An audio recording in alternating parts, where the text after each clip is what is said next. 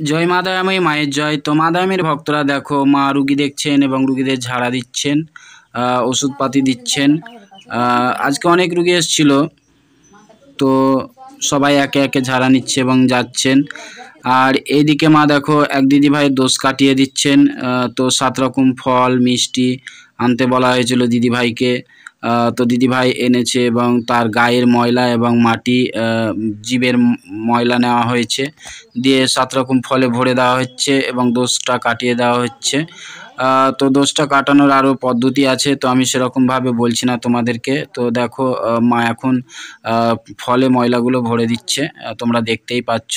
তো মা এইভাবে দোষ কাটায়, আরও পদ্ধতি আছে, তো আমি তোমাদেরকে একদিন অন্য ভিডিওতে বলবো।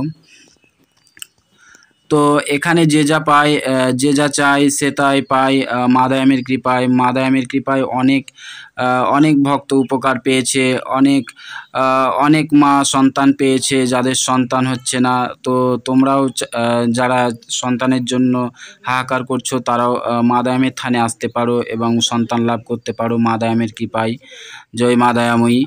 আর এইদিকে দেখো সবারই ঝাড়া দেওয়া হয়েছে ফুলে ফুলে, মানে যারা বিদেশে থাকে কিংবা যাদের যে কোনো প্রবলেমের জন্য ঝাড়া দেওয়া হয়েছে, যারা দূরে আছে তাদের জন্য, তাদের সন্তানের জন্য মঙ্গলার্থে সবাই ঝাড়া নিয়েছে মার কাছে রুগীরা।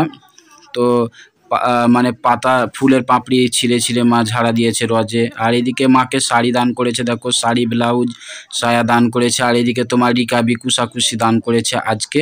তো আজকে অনেক রুগী এসেছিলো, তো এক মায়ের সন্তান হয়েছে তাই শাড়িটা দান করে গেছে। তো আমি দেখাতে পারিনি, মানে আমি স্কুলে গেছিলাম, তো তারা মানে শাড়ি তারপরে কুশাকুশি দান করে চলে গেছিলো। আমি পরে এসেছিলাম, দিয়ে তোমার দেখতে পাইনি আর।